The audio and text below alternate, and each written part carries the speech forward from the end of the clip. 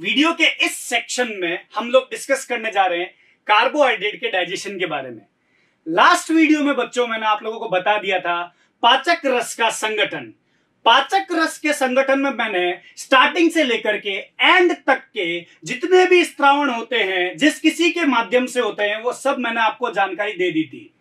Video के इस भाग में हम लोग स्टार्ट करने जा रहे हैं पाचन की क्रियाविधि, और पाचन की क्रियाविधि के साथ ही साथ बच्चों इस वीडियो में हम लोग कार्बोहाइड्रेट का डाइजेशन भी पढ़ लेंगे। आई बात समझ में?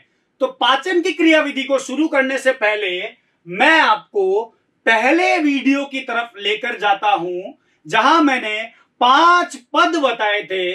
उन्हीं 5 पदों के माध्यम से हम लोग पाचन की क्रियाविधि पढ़ सकते हैं। वो पद क्या थे एक बार आप देखिएगा, इधर मैं लिख भी रहा हूं और एक बार वापस समझा देता हूं। इधर देखिए, पहला पद था आपके पास में भोजन का अंतर्ग्रहण। क्या था? भोजन का अंतर्ग्रहण। इस पद के माध्यम से क्या बता सकते हैं बच्चों हम लोग? भोजन का अंतर्ग्रहण मतलब अगर आपकी माताजी आपके सामने खाना लेकर के आई है या खाना आपके सामने है, तो आपने निवाले को तोड़ा और वो निवाला आपके मुख गुहा में प्रवेश किया, और जैसे ही वो मुख गुहा में प्रवेश करेगा तो वो क्या होता है? भोजन का अंतर्ग्रहण होता है। क्या होता है? भोजन का अंतर्ग्रहण, अर्थात भोजन का मुख के माध्यम से पाचक तंत्र या पाचन तंत्र के मार्ग में प्रवेश करना भोजन का अंतर्ग्रहण कहलाता है। आई बात समझ में? अंतर्ग्रहण याद करना बच्चों, पहला वीडियो बताया था मैंने, भूलने का नहीं बिल्कुल भी, ठीक है ना? तो ये बात पहली थी। अब जब हम भोजन का अंतर्ग्रहण कर लेते हैं तो दूसरा पद हमारे पास में आता है, उसका क्या नाम है? भोजन का पाचन। और पाचन की परिभाषा तो शायद अब आप लोगों को पूर्ण रूप से याद हो गई होगी। क्या थी? भोजन का पाचन, दूसरा पद लिख रहा हूं यहां पे, जितना आप परिभाषा बताइए। पाचन की परिभाषा थी बृहद भोज्य पदार्थों का सरल या सूक्ष्मतम अवशोषित भोज्य पदार्थों में टूटने की प्रक्रिया क्या कहलाती है? भोजन का पाचन। पाचन का अर्थ क्या है? बड़े बड़े कणों का, बड़े बड़े भोज्य पदार्थों के कणों का छोटे सूक्ष्म कणों में टूटने की प्रक्रिया क्या है रे? पाचन है। और ये किसकी मदद से होता है? ये होता है एंजाइम की मदद से। याद रखना, बताया था आप लोगों को, वही चीज रिपीट कर रहा हूं बेटा, ठीक है? तीसरे नंबर पे हमारे पास में आया था, वो था भोजन का अवशोषण। क्या था बेटा? भोजन का अवशोषण। अवशोषण से क्या तात्पर्य है? सबसे पहली बात आप समझने की कोशिश कीजिए। आपने जो भोजन खाया उसमें जितने भी जटिल पदार्थ थे उनको हमने सरल अवशोषित पदार्थ में तोड़ दिया। पाचन तंत्र में काम होता है ना, वही हुआ, ठीक है ना? अब अवशोषण से क्या तात्पर्य है? हम लोग भोजन क्यों खाते हैं? भोजन इसलिए खाते हैं हम लोग ताकि हमको क्या मिल सके? उससे ऊर्जा मिल सके। समझ रहे हो? प्रत्येक कोशिका को पचित भोजन से ऊर्जा मिल सके और वो अपनी उपापचयी क्रियाएं सुचारू रूप से चला सके। समझ में आ रही बात मेरी? तो पाचन से मतलब हमारा टारगेट कंप्लीट नहीं हुआ। हमारा टारगेट क्या है? कि प्रत्येक कोशिका को ऊर्जा मिले, और ऊर्जा मिलने के लिए पाचन के साथ साथ अवशोषण अनिवार्य है। अवशोषण से तात्पर्य यह है कि कोई ऐसा उत्तक, कैसा उत्तक रे? कोई ऐसा उत्तक जिसके माध्यम से ये पचित भोजन समस्त कोशिकाओं या उत्तकों के पास में पहुंच जाए, तो ये क्रिया क्या कहलाएगी? अवशोषण कहलाएगी। और अवशोषण में कौन सा उत्तक काम करेगा बच्चों? पहले बता रखा है, वो उत्तक होगा आपके पास में कौन सा? रुधिर। कौन सा होगा? रुधिर। मुख्यतः रुधिर होता है, वो क्या करता है? पचित भोजन का अवशोषण करता है। इसके अतिरिक्त लसिका भी करता है, वो मैं आपको बताऊंगा आगे, है ना? 4 नंबर पे मैं बात करूं, वो है आपके पास में भोजन का स्वांगीकरण। क्या आ जाएगा बेटा? भोजन का स्वांगीकरण। समझ रहे मेरी बात को? भोजन का स्वांगीकरण स्वांगीकरण से क्या तात्पर्य है? अब मेरे पास में पैसे आ गए, अब उस पैसे को मैं खर्च करूंगा तो मुझे कुछ ना कुछ उत्पाद मिलेगा, या मैं पैसे जेब में रख लूंगा तो मेरे पास टॉफी आ जाएगी क्या? नहीं आएगी ना।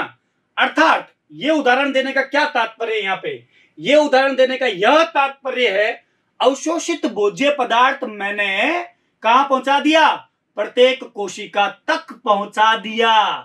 अब वो कोशिका उस पचित भोज्य पदार्थ का क्या करेगी? उपयोग लेगी, और उपयोग लेने के उपरांत क्या बनाएगी? उससे उत्पाद बनाएगी, या अपनी उपापचय क्रियाएं सुचारू रूप से चलाएगी। यह प्रक्रिया क्या कहलाती है? स्वांगीकरण। एक लाइन में बोलूं तो शब्द इतना सा है, अवशोषित भोज्य पदार्थ का कोशिकाओं द्वारा उपयोग लेने की प्रक्रिया को क्या कहते हैं भाई? स्वांगीकरण कहते हैं। क्या कहते हैं? स्वांगीकरण। याद रखिएगा। एक उदाहरण दूं क्या? एक उदाहरण दूं? तुम कहते हो तो दे देता हूं, सुनना अच्छे से, बहुत बहुत ध्यान लगा करके सुनिएगा। जैसे मान लो आपके पास में प्रोटीन है, ठीक है, पचित भोज्य पदार्थ प्रोटीन है, और वो प्रोटीन का अवशोषण हो गया, और वो प्रोटीन प्रत्येक कोशिका तक पहुंच गया। अब वो कोशिका उस प्रोटीन का यदि कोशिका झिल्ली बनाने में या कुछ उत्पाद बनाने में, प्रोटीन संबंधित उत्पाद बनाने में उपयोग ले रही है, तो यह प्रक्रिया क्या है? स्वांगीकरण है। क्या है? स्वांगीकरण है। अब दिमाग में आ रहा होगा कि सर अगर एक्स्ट्रा में चला जाए तो क्या करेंगे? एक्स्ट्रा का तात्पर्य क्या है? यदि आपका पेट पहले से भरा हुआ है और आपके पास में और पिज्जा आ गया तो सर क्या करेंगे? भाएगा नहीं हमको। वही बात है, अगर कोशिका के पास में पहले से पचित या अवशोषित भोज्य पदार्थ पड़ा है और भोज्य पदार्थ हम उसको पहुंचा रहे हैं, समझ रहे हो, तो वो कोशिका क्या करेगी उसके बारे में मैं आपको बताऊंगा। आप बस वीडियो देखते रहिए, आपको सब समझ में आ जाएगा। 5 नंबर पे अंतिम तौर पे क्या आएगा? अंतिम तौर पे आएगा भोजन का बहिक्षेपण। क्या आएगा? भोजन का बहिक्षेपण। बहिक्षेपण नाम से क्या सिद्ध हो रहा है? नाम से यह सिद्ध हो रहा है कि अपचित या जो अवशोषित नहीं हुए भोज्य पदार्थ उनको शरीर से बाहर निकालने की प्रक्रिया क्या कहला रही है? बहिक्षेपण कहला रही है। आ गई क्या बात समझ में? ठीक है ना। तो ये 5 पद पाचन की क्रिया विधि में चलेंगे। इन 5 पदों में मैं सबसे पहले जो स्टार्ट करूंगा वो होगा भोजन का अंतर्ग्रहण। क्या होगा? भोजन का अंतर्ग्रहण। अंतर्ग्रहण के बाद में इसी वीडियो में मैं प्रारंभ कर दूंगा भोजन का पाचन। लेकिन पाचन में मैं केवल इस वीडियो में कार्बोहाइड्रेट का पाचन समझाऊंगा आपको, प्रोटीन और वसा न्यूक्लिक अम्ल का पाचन अगले वीडियो में बताऊंगा। फिर हम तीसरे स्टेप की तरफ जाएंगे तो क्या आएगा बेटा? भोजन का अवशोषण। फिर क्या आ जाएगा? भोजन का स्वांगीकरण। और स्वांगीकरण के बाद में अंतिम चरण पे क्या आएगा? बहिक्षेपण। बादल बना क्या रहे? बादल में बिजली चमकी क्या? दिख रहा है क्या? दिख रहा है ना? तो देखते रहिए। तो स्टार्ट कर दें क्या? आप कहो तो स्टार्ट कर दें। देखो आपको मैं एक जानकारी दे दूं कि ये 5 पद मैंने पहले से पढ़ा दिए थे आप लोगों को, वापस इसलिए याद करवाया क्योंकि आपको वापस दिमाग में आ जाए कि ये पद पढ़ने का समय अब आ गया है। पहले वीडियो में मैंने आपको ये पद बताए थे, समझे ना मेरी बात। अब किसकी बात कर ले? भोजन के अंतर्ग्रहण की। तो यहाँ पे हम लोग एक और पन्ना ले लेते हैं, स्लाइड ले ली हमने, और यहाँ पे हेडिंग लगा दिया क्या रे? भोजन का अंतर्ग्रहण। जल्दी लगा देता हूं हेडिंग, आप लोगों को पता लग जाएगा। भोजन का अंतर्ग्रहण। सुनना अच्छे से और ध्यान भी लगाना, आपको पता लगे तो ठीक है, आपको बिल्कुल पता लग जाएगा कि किस तरीके से बताया है मैंने। तो भोजन कहां जाएगा बेटा? मुख एक छिद्रनुमा संरचना है और मुख के माध्यम से कहां प्रवेश करता है? मुख गुहा में प्रवेश करेगा। किसमें प्रवेश करेगा? मुख गुहा में। तो ये मैंने लिखा क्या रे? भोजन। और भोजन कहां जा रहा है? मुख के माध्यम से कहां प्रवेश करेगा? मुख गुहा में प्रवेश करेगा। कहां प्रवेश करेगा? मुख गुहा में प्रवेश करेगा। समझ रहे मेरी बात को? अब ये जो मुख गुहा है, इसमें क्या क्या चीजें होती है ये मैं आपको बता चुका हूं। अब आपको बिल्कुल भी यहां पे घबराने की जरूरत नहीं है। मुख गुहा में क्या क्या सामग्री होती है वो आप और मैं साथ में एक बार लिख देते हैं ताकि आपको उनका कार्य वापस याद आ जाए। एक होता है तालू, भालू नहीं रे छोरो, क्या भालू, भालू नहीं कह रहा हूं रे, तालू कह रहा हूं, ठीक है। 2 नंबर पे अपन बात करें तो दंत यानी दांत। 3 नंबर पे बात करें तो क्या आ जाएगा, जिह्वा, क्या आ जाएगा बेटा, जिह्वा। और 4 नंबर पे एक और बात कर लें तो क्या आ जाएगा, लार ग्रंथियां आती है ना इसमें। ये समस्त जानकारी मैंने सारे वीडियो में आपको पूरा एक एक टॉपिक पूरा डिटेल में एक्सप्लेन कर दिया है। अब मैं आपको बताना चाहता हूं, जैसे ही भोजन मुख में जाता है तो इनमें से किस किस का कार्य क्या रहता है। सोचो, आप खुद सोच के देखो बच्चों, बहुत अच्छे से, बहुत दिमाग लगा के सोचो कि जैसे ही आपने मुख के अंदर भोजन को रखा तो सबसे पहले क्या हो रहा है, दांत जो है वो उसको क्या कर रहे हैं, भोज्य पदार्थ को तोड़ने का कार्य कर रहे हैं। तो दांत का कार्य आ गया है ना। तो कैसे लिखे अपन कि जो भोजन है, समझ रहे हो मेरी बात को, ये मैंने लिखा भोजन, और भोजन को तोड़ने का कार्य कौन कर रहा है, दंत क्या करता है, भोजन को तोड़ता है। समझ रहे हो, भोजन को क्या करेगा, तोड़ता है। समझ गए क्या मेरी बात को, ठीक है। ये बिंदु याद रखना। अगला बिंदु क्या है, अगला बिंदु ये है कि जो जिह्वा है वो भोज्य पदार्थ को पूरी क्या कर सकती है, पूरी मुख गुहा में घुमा सकती है। कैसे रे, देखो अगर आप कभी जीभ को घुमाते हो, कई बार कहीं फंस जाता है तो क्या करता है, जीभ उधर जाती रहती है, ऐसे ऐसे करके ऐसे ऐसे उसको पूरा निकाल लेते हो आप लोग। अर्थात भोजन को मुख गुहा में घुमाने का जो कार्य हो रहा है वो जिह्वा के माध्यम से हो रहा है, और जिह्वा ही जो भोजन है, जो टूटा हुआ भोजन है, उसको लार के साथ में मिश्रित करने का कार्य कर रही है। तो जिह्वा के बारे में भी हम यहाँ पे एक बिंदु लिखना चाहेंगे।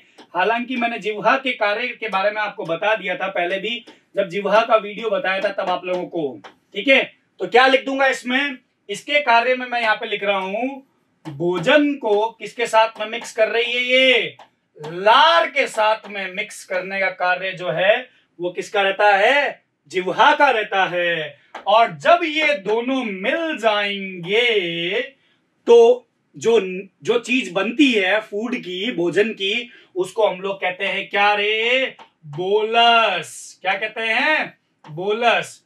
और बोलस को शुद्ध हिंदी में कहते हैं निवाला। क्या कहते हैं, नेवला नहीं रे, अरे यूं मत करो यार, नेवला नहीं, निवाला। क्या कहेंगे, निवाला। समझ रहे हो। तो आपके पास में काफी बार ये सवाल पूछा जाएगा जो कि बहुत इंपॉर्टेंट है, भोजन और लार दोनों मिक्स हो जाती है तो ऐसा भोजन, कैसा भोजन रे, ऐसा भोजन बोलस कहलाता है या निवाला कहलाता है। यही बोलस या निवाला आगे क्या होगा, मुख गुहा से कहा जाएगा, ग्रसनी, ग्रसनी से कहा जाएगा, ग्रसिका, आमाशय, छोटी आंत, ऐसे आगे बढ़ेगा। समझो मेरी बात। लेकिन यही चीज होती है जो हम लोग क्या करते हैं, मुख गुहा से निगलने का कार्य करते हैं। तो यहां पे हमारे पास में जो पहला पद था, जो मैंने अभी बताया था आपको, भोजन का अंतर्ग्रहण समाप्त हुआ। यदि आपको लिखना होगा इसके अंदर, वैसे मैंने लिखा है सारा, लिखना होता है तो कैसे लिखोगे, मुख एक छिद्रनुमा संरचना है जिसके माध्यम से भोजन जो है वो आहार नाल में प्रवेश कर रहा है। मुख गुहा में भोजन को तोड़ने का कार्य दांत तथा भोजन को लार के साथ में मिश्रित करने का कार्य जिह्वा करती है। जैसे ही भोजन लार के साथ में मिश्रित हो जाता है तो वो क्या कहलाता है, बोलस कहलाता है। यही बोलस मुख गुहा से आगे की तरफ क्या होता है, निगला जाता है। आगे क्या बात समझ में, बोलो हाँ सर, है ना। तो ये बात आपको दिमाग में रखनी है, यही बात मैंने आपको यहां पे बताई है। अब मैं इसमें पाचन की क्रियाविधि में दूसरा पद स्टार्ट करने जा रहा हूं जिसका नाम क्या है, भोजन का पाचन। तो क्या मैं हेडिंग लगा दूं क्या रे? सर लगा दो हेडिंग, हेडिंग तो लगाओगे ही आप, है ना भाई? तो क्या लिख दिया अपन? भोजन का पाचन। क्या लिख दूंगा रे? भोजन का पाचन लिख रहा हूं, दिख रहा है ना? है ना? तो ये ध्यान रखना। पाचन की परिभाषा में एक बार बोल के बता देता हूं आप लोगों को, क्योंकि 2-3 बार मैं एक्सप्लेन कर चुका हूं पूरी। क्या हो जाएगी? जटिल भोज्य पदार्थों का सूक्ष्म भोज्य पदार्थों में या सरलतम भोज्य पदार्थों में टूटने की प्रक्रिया क्या कहलाती है? पाचन। और ये किसके माध्यम से होगी सारी प्रक्रिया? ये होगी एंजाइम या जैव उत्प्रेरक के माध्यम से। आ रही है क्या समझ में बात? बोलो हाँ, है ना? अब भोजन के क्या होता है बेटा, आपको पता है मुख्य रूप से 3 घटक होते हैं, लेकिन हम लोग यहाँ पे 4 भोज्य घटकों का पूर्ण रूप से पाचन पढ़ेंगे। और पहला नाम इसमें आता है वो क्या है? वो है कार्बोहाइड्रेट। क्या आ जाएगा? कार्बोहाइड्रेट। दूसरा क्या आएगा? प्रोटीन। तीसरा क्या आएगा रे? वसा। और चौथे नंबर पे जो मैं पाचन पढ़ाऊंगा, क्यों बताऊं? नहीं बताता? अच्छा चलो देख लो। न्यूक्लिक अम्ल का पाचन। किसका? न्यूक्लिक अम्ल। अरे भूले तो नहीं रहे न्यूक्लिक अम्ल को? न्यूक्लिक अम्ल डीएनए या आरएनए। अरे याद है ना? बताऊंगा इसके बारे में पूर्ण रूप से। घबराते क्यों हो? है इस वीडियो में तो मैं किसके बारे में बात करने जा रहा हूं? कार्बोहाइड्रेट के पाचन के बारे में। किसके बारे में बात करूंगा मैं? कार्बोहाइड्रेट के पाचन के बारे में बात करने जा रहा हूं। बच्चों एक खास बात आप ध्यान रखो कि मैं कार्बोहाइड्रेट का पाचन आपको पढ़ा तो रहा हूं, मैं आपको बता दूं जो हम लोग भोज्य पदार्थ खाते हैं उसमें क्या होता है? जटिल भोज्य पदार्थ होते हैं। जैसे कार्बोहाइड्रेट का जटिल रूप, प्रोटीन का जटिल, या वसा का या न्यूक्लिक अम्ल का जो भी है वो जटिल रूप है। लेकिन ऐसा अनिवार्य नहीं है कि सदैव जटिल रूप को ही हम लोग खा रहे हैं, ये अनिवार्य नहीं है, है ना? तो अपन लोग सबकी बराबर बात करेंगे, ऐसा नहीं है कि एक की बात कर रहे हैं। तो आप देखो इधर मैं स्टार्ट कर रहा हूं कार्बोहाइड्रेट के पाचन के बारे में। तो हेडिंग लगा दूं, क्या लगा दूं? कार्बोहाइड्रेट का पाचन। समझ रहे हो क्या लगा दिया मैंने? कार्बोहाइड्रेट का पाचन। कार्बोहाइड्रेट पाचन की बात कर रहे हैं तो सबसे पहले बात करनी होगी जो हम भोजन खा रहे हैं उस भोजन में कौन कौन से प्रकार का कार्बोहाइड्रेट हो सकता है। उसके बाद में तो पाचन की बात करना बनता है ना? पहले पता तो लगे आप लोगों को कि जो आप भोजन खा रहे हो उसमें कौन कौन से कार्बोहाइड्रेट रह सकते हैं या कैसा चल सकता है वो। तो देखना एक बार, मैं यहाँ पे एक छोटा सा चार्ट आपके पास में बना रहा हूं और इसमें सिर्फ और सिर्फ याद रखना कार्बोहाइड्रेट के बारे में लिख रहा हूं, प्रोटीन वसा के बारे में नहीं लिख रहा हूं। ये बात आप दिमाग में रखना। आप कह दोगे सर हम क्या खाली कार्बोहाइड्रेट ही खा रहे हैं क्या? तो मैं आपको कह दूं ऐसा नहीं है। 1 नंबर कैटेगरी में मैं लिखता हूं वृहद, या जिसको वृहद को भी और हटा देता हूं। याद करना पहले वीडियो में बताया था आपको कार्बोहाइड्रेट के मुख्य रूप से 3 प्रकार होते हैं। एक होता है पॉलीसेकेराइड, एक होता है डाइसेकेराइड और एक होता है कौन सा? मोनोसेकेराइड। उसके अतिरिक्त एक ऑलिगो भी होता है जिसके बारे में हम लोग बायोमोलिक्यूल यानी जैव अणु के पाठ में बात करेंगे जरूर, ठीक है ना? तो पहले नंबर पे मैं क्या लिखता हूं कि मान लो आप लोग क्या कर रहे हो, कोई पॉलीसेकेराइड खा रहे हो, समझ रहे हो? या मान लेते हैं यहाँ पे अपन लिख देते हैं कोई आपने क्या कर दिया डाइसेकेराइड का लिख दिया, या यहाँ पे मैं लिख देता हूं सूक्ष्म या स्मॉल शुगर जिसको अपन कहते हैं सूक्ष्म शर्करा, ठीक है? ये 3 चीजें आप लोग क्या कर सकते हो भोज्य पदार्थ में अलग अलग रूप से ले सकते हो। मैंने अभी कहा ना ऐसा अनिवार्य नहीं कि आप हमेशा सदैव पॉलीसेकेराइड यानी सबसे ज्यादा कॉम्प्लेक्स या जटिल कार्बोहाइड्रेट खा रहे हो, ऐसा अनिवार्य नहीं है, ये ध्यान रखिएगा आप लोग। तो पॉलीसेकेराइड में जो चीज आप लोग खा सकते हो वो है आपके पास में स्टार्च। ये लिख दिया मैंने आपको, देखना थोड़ा सा समझना आप लोग बहुत अच्छे से। एक मैं लिख देता हूं जो कि बहुत कम मात्रा में खाया जाता है लेकिन लिख देते हैं हम लोग क्या? सेल्यूलोज, ठीक है? क्या लिख दिया मैंने? सेल्यूलोज को लिख दिया। अरे सर आपने सेल्यूलोज क्यों लिख दिया? अरे लिख दिया तो लिख दिया यार। देखो आप इधर अभी बताता हूं। डाइसेकेराइड में आप लोग क्या कर रहे हो? एक मैंने लिख दिया कौन सा? माल्टोज। क्या लिख दिया? माल्टोज। एक मैंने लिख दिया, कुछ एग्जाम्पल के तौर पे लिख रहा हूं, सुक्रोज। एक मैंने लिख दिया कौन सा रे? लैक्टोज। ठीक है क्या? ये 3 मैंने आपको मुख्य रूप से बता दिए। अब लास्ट चरण पे मेरे पास मारा है सूक्ष्म शर्करा। इनके नाम शायद आपने नहीं सुने होंगे पहले, लेकिन मैं सुना देता हूं आपको। एक होगा बेटा आपके पास में, वो होगा लिमिट डेक्सट्रीन। क्या होगा? लिमिट डेक्सट्रीन। समझ रहे हैं मेरी बात को? और एक होगा आपके पास में आइसोमाल्टोज। कौन सा देगा रे? आइसोमाल्टोज। तो मैं ऐसा कहना चाह रहा हूं इसके माध्यम से कि आप जो चीज खा रहे हो वो चीज में ये चीजें हो सकती है।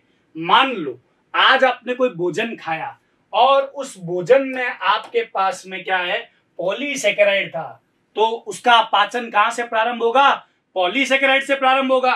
अब मान लो अगर आपने क्या किया, आज भोजन जो खाया उसमें डाइसेकेराइड था, तो आपका पाचन उसमें कहां से प्रारंभ होगा? डाइसेकेराइड से प्रारंभ होगा रे। और आपने अगर उसमें कुछ आज जो भोजन खाया उसमें सूक्ष्म शर्करा थी, तो आपका पाचन नहीं रहे, पाचन कहां से प्रारंभ होगा? कहां से होगा? सूक्ष्म शर्करा से होगा। तो मैं आपको जो पाचन समझाऊंगा, चाहे आप कुछ भी खा रहे हो, क्योंकि मेरा टारगेट है कि जटिल से मैं सूक्ष्म की तरफ जाऊं।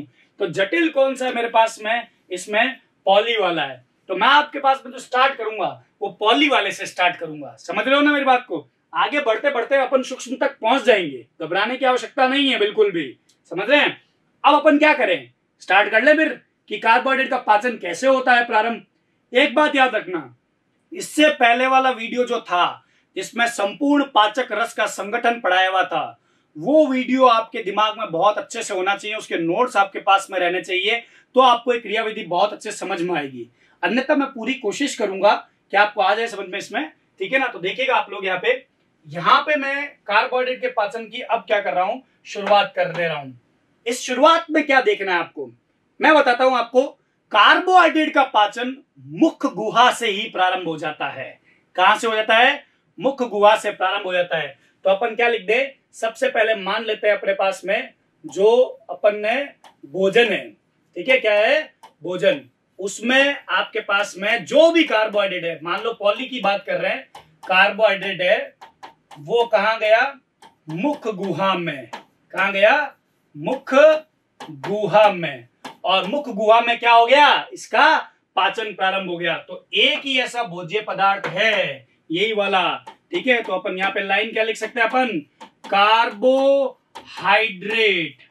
का पाचन मुख गुहा में या मुख गुहा से, क्या लिखूंगा? मुख गुहा से प्रारंभ हो जाता है। क्या हो जाता है? प्रारंभ हो जाता है। आ रही क्या बात समझ में? बोलो हाँ, है ना? तो कहां से प्रारंभ हो रहा है? मुख गुहा से प्रारंभ हो रहा है। ये सबसे इंपॉर्टेंट बात है। अब कैसे होता है, क्या होता है, वो बात करते हैं। देखिएगा इधर, यहां पे सबसे पहले मुख गुहा लिखा मैंने, है ना?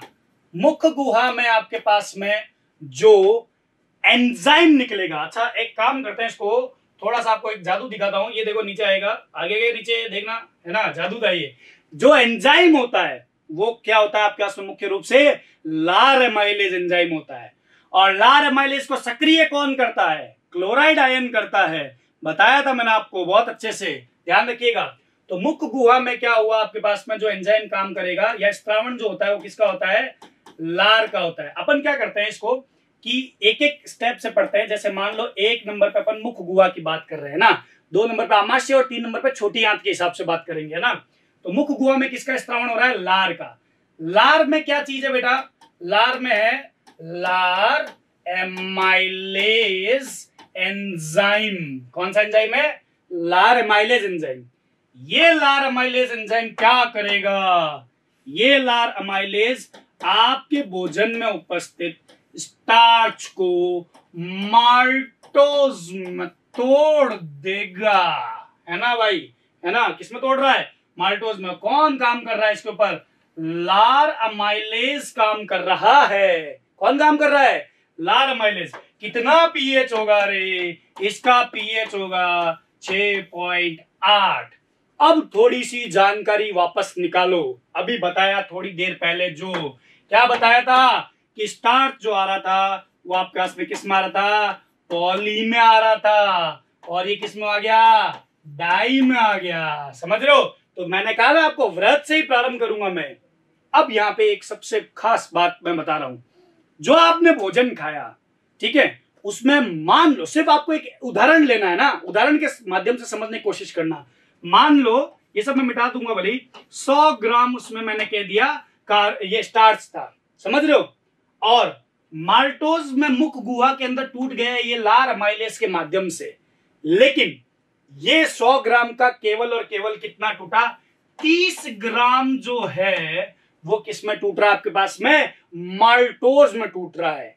अर्थात क्या मतलब हुआ, इसका मतलब ये हुआ कि जो लार अमाइलेज जो मेरे पास में एंजाइम दिख रहा है आपको यहाँ पे, लार अमाइलेज, ये जो कार्बोहाइड्रेट है, जो कार्बोहाइड्रेट है उसका केवल कितना प्रतिशत तोड़ता है, 30% तोड़ता है। लेकिन ये 30% भी 2 टुकड़ों में टूटता है रे, बहुत जबरदस्त चीज है यहाँ पे ये, ठीक है ना, ये बात आप ध्यान रखिएगा यहाँ पे, है ना। तो इसको तो मैं यहाँ से क्या कर देता हूँ, रवाना कर देता हूँ कि भाई तू यहाँ से निकल जा, ये निकल गया यहाँ से, और इसके नीचे मैं यहाँ पे ऐसे लिख देता हूँ कितना प्रतिशत तोड़ रहा है इसको, 30% क्या कर रहा है ये, इसको ब्रेक डाउन करेगा, तोड़ेगा।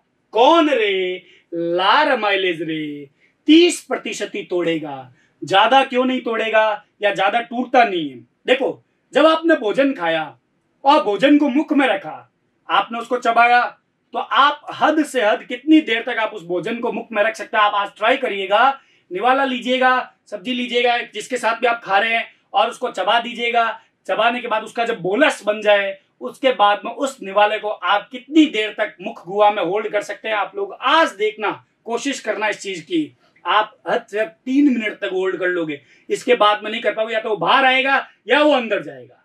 समझ लो मेरी बात को। तो सोचो उस 3 मिनट में क्या ये लार अमाइलेज इसको 30% तोड़ सकता है? ऐसा संभव है? ऐसा नहीं होता है। देखो मैं क्या बता रहा हूं आपको, समझने का प्रयास करना। मैं पहले तो एक लाइन लिख देता हूं यहाँ पे जो आपके बहुत काम आने वाली है। लार अमाइलेज क्या करता है, कार्बोहाइड्रेट को, या कार्बोहाइड्रेट का 30% तोड़ता है, या क्या करता है, उसको छोटे कणों में तोड़ता है, केवल 30%। लेकिन इसका मतलब ये वाली जो अभिक्रिया है, इसका जो 70% बाकी रहा हुआ है, वो छोटी आंत में वापस सेम अभिक्रिया होगी, और उसमें इसका 70% टूटेगा। समझ रहे ना मेरी बात को? तो ये बात आपको दिमाग में रखनी होगी यहाँ पे। अब लार अमाइलेज कार्बोहाइड्रेट कितना प्रतिशत तोड़ रहा है, 30% तोड़ रहा है। कैसे होता है, देखो यहाँ पे क्या होता है बेटा, कि जो भोजन का, जैसे अपन बात कर रहे हैं, मान लेते हैं कि यहाँ पे अपने पास में स्टार्च है ना, ये स्टार्च है। अब इसका 3%, कितना परसेंट, 3% तो कहां टूट जाएगा, मुख गुहा में ही टूट जाएगा। लेकिन 27% कैसे, वो क्या होगा वो बताना चाह रहा हूं मैं आपको, कैसे टूटेगा वो देखना। 3% तो कहां टूट जाएगा, मुख गुहा में। कहां टूट जाएगा, मुख गुहा में ब्रेक डाउन हो जाएगा। लेकिन जो पीछे बचा हुआ 27% है, ये कैसे टूटेगा, जरा आप लोग यहाँ पे देखिए। मैं आपको एक चित्र बता रहा हूं, और ये चित्र हम लोग बहुत बार पढ़ चुके हैं अभी तक के वीडियोस में। देखना थोड़ा सा अच्छे से, क्या बनाया रे मैंने कहा कि भोजन जो है वो यहाँ पे है, मुख गुहा में है, समझ रहे हो। और मुख गुहा में क्या हो रहा है, लार अमाइलेज उसके ऊपर अटैक कर रहा है, तो उसका 3% तो टूट गया, बात सही है। और ये लार अमाइलेज टोटल कितना तोड़ सकता है, 30%। अब वो 27% कैसे टूटेगा, क्योंकि वो तो 3 मिनट में नीचे आ जाएगा, आगे ग्रसिका में आ जाएगा। तो ये भोज्य पदार्थ आपके पास में कहाँ आ गया, आगे जाकर के सीधा अपने पास में आ रहा है, वो आ रहा है ग्रसनी से कहाँ आ रहा है, ग्रसिका में आ रहा है। तो अब आपको देखना होगा बहुत अच्छे से, जब ये भोज्य पदार्थ यानी कि बोलस जब बन गया, ठीक है, और ये बोलस निकल रहे, हम लोग कहां पे जा रहा है, आगे ग्रसनी में जा रहा है, ग्रसिका में जा रहा है आगे, है ना। तो ये यहां से ग्रसनी ग्रसिका में गया, और ये भोज्य पदार्थ जब ग्रसनी ग्रसिका में जा रहा है, तो ग्रसनी ग्रसिका से तो कोई एंजाइम स्रावित नहीं हो रहा, तो वो तो उसके ऊपर अटैक करेंगे नहीं। तो वो भोजन अभी भी किसके साथ में मिश्रित हुआ है? लार अमाइलेज के साथ में मिश्रित हुआ है। तो जब भोजन ग्रसनी या ग्रसिका से आमाशय के एंटर होने तक, यानी यहां तक अवरोधिनी तक, इस जगह तक यदि वो यहां तक क्या हो रहा है, प्रवेश कर रहा है, तब तक उसके ऊपर लार अमाइलेज काम करता रहता है। समझे? क्या आपने भोजन निकल लिया, निकलने के बाद में लार अमाइलेज तो उस भोजन के साथ में ही है ना, वो थोड़ा ना निष्क्रिय हुआ, वो तो आगे चला गया। कहां चला गया? ग्रसनी ग्रसिका। तो वो ग्रसनी में जा रहा है, ग्रसिका में जा रहा है, तब तक वो उस भोजन के ऊपर अटैक करता रहेगा और स्टार्च को किस में तोड़ता रहेगा? माल्टोज में तोड़ता रहेगा। और वो आमाशय में जाकर के क्या होता है? लार अमाइलेज निष्क्रिय हो जाता है। सर ऐसा क्यों होता है सर, ये तो बताओ आप। तो बता देता हूं आपको कि क्योंकि ये जो आमाशय आपको नजर आ रहा है, इसमें हाइड्रोक्लोरिक अम्ल होता है, और वो हाइड्रोक्लोरिक अम्ल क्या करता है आपके पास में? उसका एसिडिक पीएच होता है। और जबकि इसका जो पीएच है वो कितना है? 6.8 है ना, 6.8 है ना। तो वो इसकी पीएच को क्या कर देगा? मतलब 1.8 पीएच पे इसका पीएच कितना रहेगा? 1.8। इस 1.8 पीएच पे लार अमाइलेज निष्क्रिय हो जाएगा। और जब लार अमाइलेज निष्क्रिय हो जाएगा तो वो काम करना बंद कर देगा। लेकिन जब तक वो निष्क्रिय नहीं होता, यानी यहां तक अवरोधिनी तक, कहां तक? अवरोधिनी तक, जब तक वो निष्क्रिय नहीं होता तब तक क्या रहता है आपके पास में? वो अटैक करता रहता है और पीछे बचे हुए 27% स्टार्च को भी किस में बदल देता है? माल्टोज में। तो इसके बारे में क्या विवरण लिखा जाए? इसके बारे में ऐसा लिख सकते हैं हम लोग कि ग्रसनी तथा ग्रसिका, ग्रसिका में भी लार अमाइलेज, क्या लिख दूंगा बेटा? लार अमाइलेज क्रियाशील होता है। इस वजह से क्या करता है? वो उसको तोड़ देता है 27% को भी। आगे क्या बात समझ में? बोलो हाँ सर, आगे ना बात समझ में। तो ये बात आपको यहाँ पे थोड़ी सी ध्यान रखनी होगी। और ये मैंने यहाँ से डायग्राम हटा दिया ताकि आपको पूरा अच्छे से स्पष्ट रूप से दिख जाए। इस प्रकार क्या होता है? लार अमाइलेज 30% कार्बोहाइड्रेट के पाचन में, यानी कि स्टार्च का पाचन करता है। अब ये भोजन कहाँ जाएगा? 2 नंबर पे बात करते हैं। अब ये भोजन जाएगा कहां पे? आमाशय में। कहां जाएगा? आमाशय में। लेकिन आमाशय में कार्बोहाइड्रेट पाचक एंजाइम होता ही नहीं है। ठीक है, इसको नीचे ले लूंगा थोड़ा सा कि भाई आमाशय नीचे आ गया, देखो मेरी बात मानता है ना। तो यहाँ पे क्या जाएगा? कार्बोहाइड्रेट पाचक एंजाइम अनुपस्थित। क्या हो जाएगा? कार्बोहाइड्रेट पाचक एंजाइम क्या हो जाएगा? अनुपस्थित रहेगा। समझ गए क्या मेरी बात को? कार्बोहाइड्रेट पाचक एंजाइम अनुपस्थित रहेगा। लेकिन आमाशय से जो रस का स्त्रावण होता है उसको क्या कहते हैं? जठरीय रस कहते हैं। चाहे कार्बोहाइड्रेट का पाचन इसमें ना हो रहा हो, लेकिन जो भोजन ऊपर से आया है, कौन सा भोजन?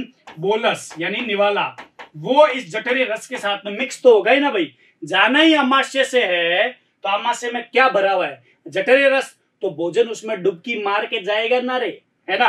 तो जठरीय रस बोलस के साथ में जब मिक्स हो जाएगा तो आपके पास में क्या बना देगा रे? काइम बना देगा। क्या बना देगा? काइम। और यही काइम कहां जाएगा आपके पास में? छोटी आंत में प्रवेश करेगा। तो अब अगला क्या आ जाएगा हमारे पास में? छोटी आंत्र। तो यहां पे मैं लिख रहा हूं कौन सा आ जाएगा हमारे पास में? छोटी आंत्र के अंदर पाचन पढ़ने जा रहे हैं हम लोग। छोटी आंत। छोटी आंत में 3 तरह के स्त्रावण होते हैं। ठीक है, नीचे लिया हूं पहले इसको थोड़ा सा, ये लिया यार।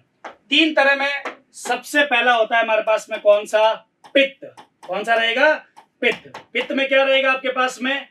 कार्बोहाइड्रेट पाचक एंजाइम नहीं है, तो यहां पे क्या लिख दूंगा? No digestion. इतना समझ जाओगे ना? पाचन नहीं होगा। किसका? केवल कार्बोहाइड्रेट की बात कर रहा हूं, दूसरा मत समझ लेना, वसाकार प्रोटीन का मत समझना, सिर्फ कार्बोहाइड्रेट के लिए। दूसरा हमारे पास में रहेगा वो कौन सा होगा? अग्नाशय रस रहेगा। और अग्नाशय रस के अंदर आपके पास में क्या रहते हैं?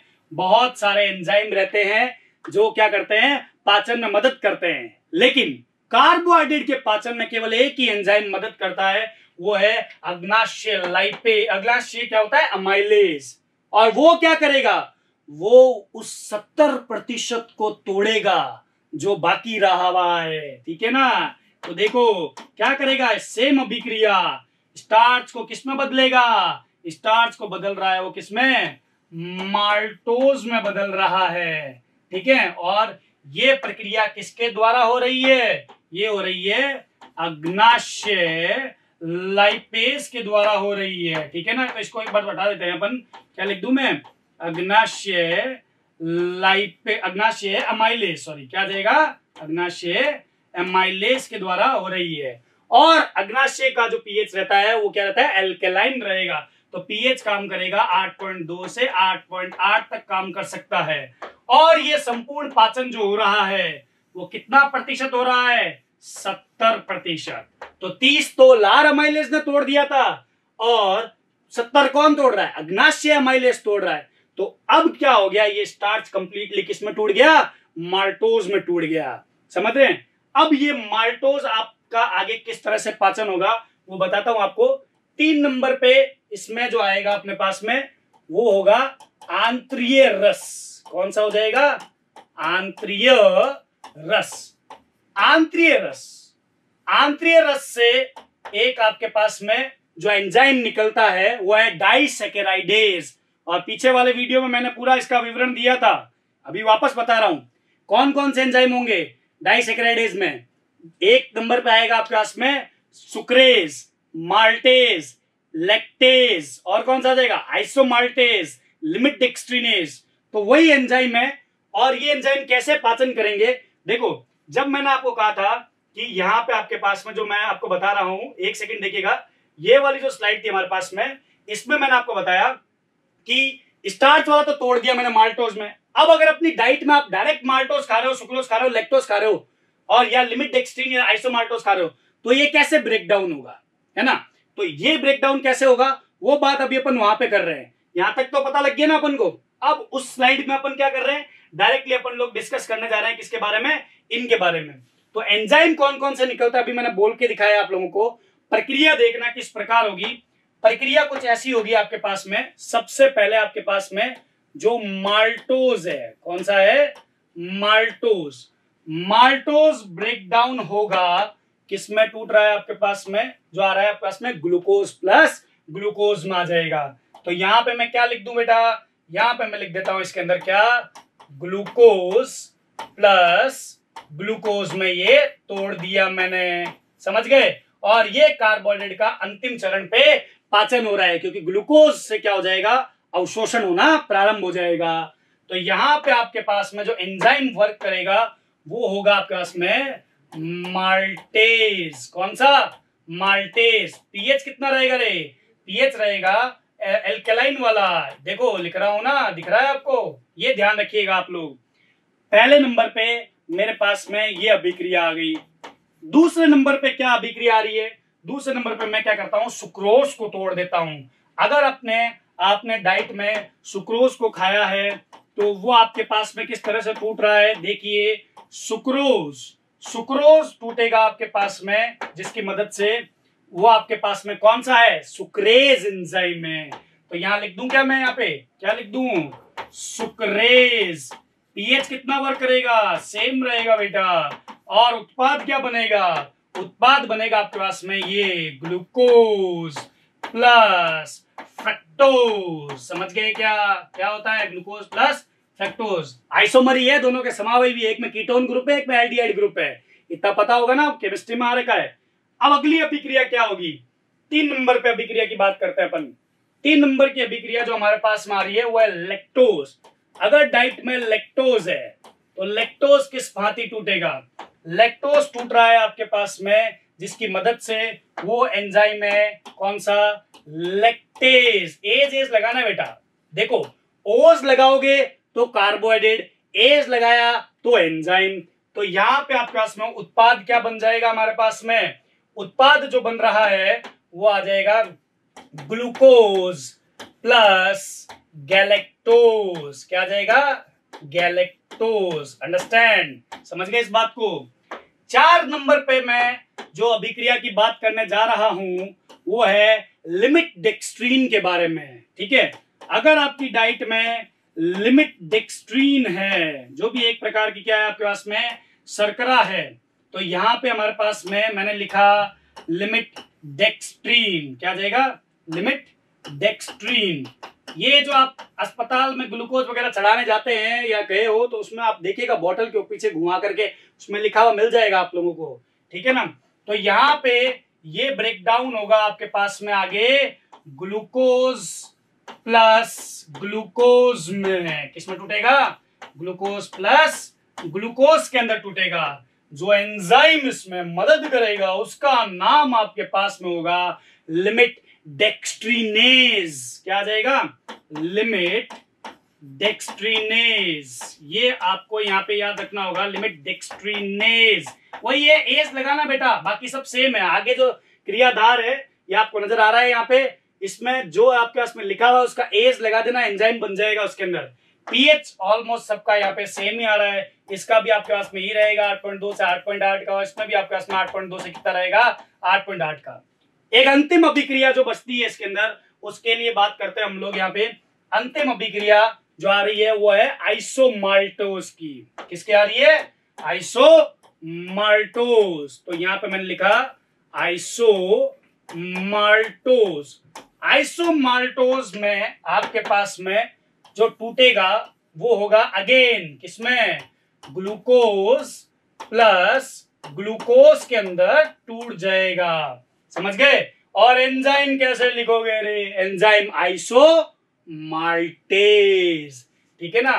तो यहाँ पे क्या लिख दे अपन आइसोमाल्टेज में टूट जाएगा रे, समझ गए। पीएच में अगर गड़बड़ कर दी तो भी दिक्कत हो जाएगी, ये याद रखिएगा आप लोग पीएच वैल्यूज का। तो यहां पे क्या होता है कि कार्बोहाइड्रेट का डाइजेशन कंप्लीट होता है। 5 अभिक्रियाओं के तौर पे आपको याद रखना होगा जो मैंने बताइए आपको अंतिम चरण पे। ये संपूर्ण अभिक्रियाएं कहां हो रही है, छोटी आंत के अंदर हो रही है। और छोटी आंत ही क्या होता है पाचन का अंतिम अंग है, जहां पे पाचन क्रियाविधि समाप्त होती है। और मुख्य रूप से पाचन क्रियाविधि छोटी आंत में ही होती है। लार एमाइलेज ने 30% तोड़ दिया था, अग्नाशय एमाइलेज ने 70% तोड़ दिया। उसके बाद की अभिक्रियाएं आपके सामने मैंने अभी आपको बता दी है। आपको ये बता देता हूं कि यहाँ पे हम लोगों ने कार्बोहाइड्रेट का डाइजेशन कंप्लीट कर दिया। ये अपेक्स क्लासेस का डिजिटल प्लेटफॉर्म है जिस पर आप लोग पढ़ रहे हैं। और नेक्स्ट वीडियो में मैं आपके पास में डिस्कस करूंगा प्रोटीन वसा का डाइजेशन के बारे में, हम लोग बातचीत करेंगे, समझते हैं बच्चे। तब तक आप जितना ज्यादा हो सके इस वीडियो को शेयर कीजिए, लाइक कीजिए और कमेंट सेक्शन में कोई कमेंट ड्रॉप कीजिए। अगर आपको किसी भी तरह का कोई डाउट रहता है तो डेफिनेटली आप मेरे से पूछ सकते हैं। मैं आपके साथ में लाइव क्लासेस के थ्रू भी जुड़ता जाऊंगा और कमेंट सेक्शन के थ्रू भी जुड़ता जाऊंगा। Right, thank you very much. Subscribe करें हमारा Apex Classes Edutech YouTube channel, साथ ही बेल आइकन को क्लिक करना बिल्कुल ना भूलें ताकि आगे आने वाले सभी यूट्यूब वीडियोस की अपडेटेड नोटिफिकेशंस सबसे पहले आपको मिले। Apex Classes Edutech, subscribe now.